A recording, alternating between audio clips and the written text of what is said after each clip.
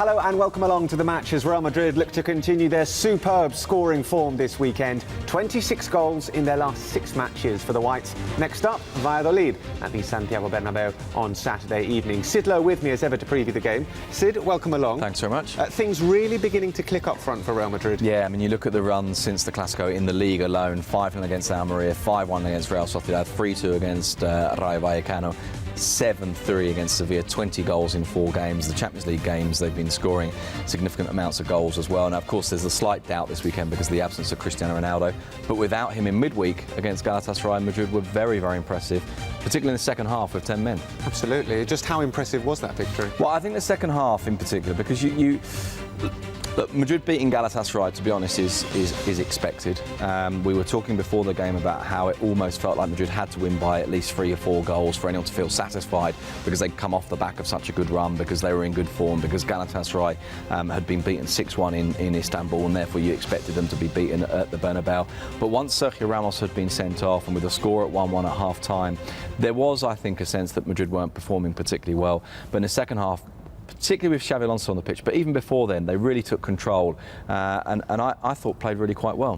One man who was very good in that game was Ángel Di María. The manager, Carlo Ancelotti's confirmed that he's going to play instead of Cristiano Ronaldo this weekend against Valladolid. It's one of the other things we talked about in the build-up to the Champions League game, that with injuries and with games that you expect to win, Ancelotti then has to start thinking in terms not just of the game that he's got in front of him and the players that he's got available, but also in terms of how those players will feel throughout the season.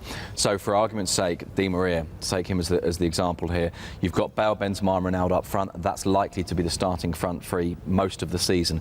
But there will be times when you need Ángel Di María, and there will be times when you want to use Ángel Di María when you maybe don't necessarily need him. And when those moments arrive, you need to know that A, that he feels like a participant in what Real Madrid are doing, and B, that he understands the movements around him and that he's fit and he's fresh and he's got match fitness and he's kind of aware of how to play. And I think that's a reason to make sure that he gets good minutes every chance you have to give him those minutes. I think that's why he'll start this weekend. I had a doubt, I must confess, which is whether maybe Jesse would start instead of Ronaldo, but as you rightly pointed out, Carlo Ancelotti has said it will be Ángel Di María. Well, let's hear from the man himself. Carlo Ancelotti has been speaking at the pre-match press conference about Cristiano Ronaldo's injury.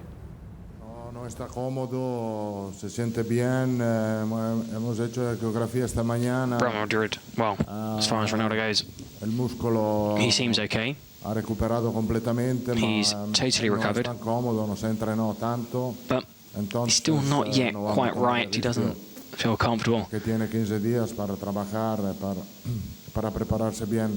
And he probably needs about 15 days to get back to full match fitness.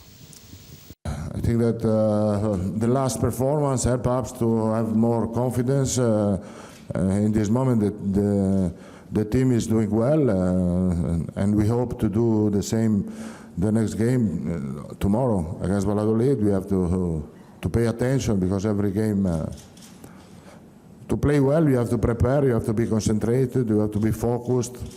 We would like to continue this moment.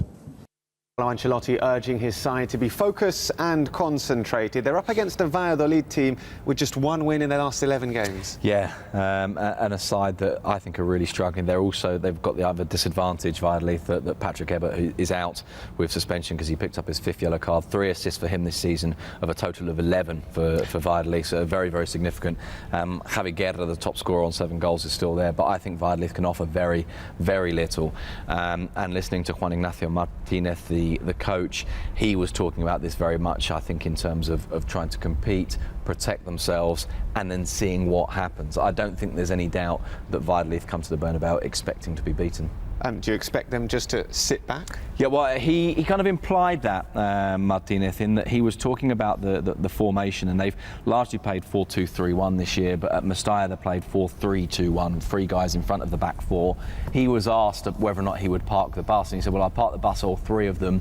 I'd happily play 3 men in that position. And I think what he recognises is that, as he himself said it, if Madrid score the first goal and then you've got to chase the game, you know they're going to keep catching you, and that 90 minutes can feel like a very, very long time. So the longer that you can postpone that opening goal, the more defensive you can be, the tighter you can be, the more that your team will grow, the more that after the game, even if you lose, you will feel like you competed, and the more that you can go into the next games feeling like you've been reinforced in some way, even if you haven't won. Now, of course, that's a problem, to be in a position where you go there expecting to lose, but that's a reality as well. Well, it's an 8 p.m. kickoff at the Santiago Bernabeu. Real Madrid against Real Valladolid on Saturday evening. Let's take a look at all the other matches in Spain this weekend and get Sid's all-important predictions. 2 games on Friday night, the first of which is Getafe against Levante. Getafe. Villarreal taking on a struggling Malaga side. Villarreal. Elche, fresh from a fantastic victory over Valencia last weekend, host Atletico Madrid. Atletico. 2 sides in need of a win in Celta and Almeria. Yeah, really big weekend at the bottom this weekend. There's a lot of games that I think could be very significant, and that's one of them. I'm going for Celta in that one. Real Madrid against Valladolid at the Bernabeu. Real Madrid. Espanyol against Real Sociedad just after that. Espanyol.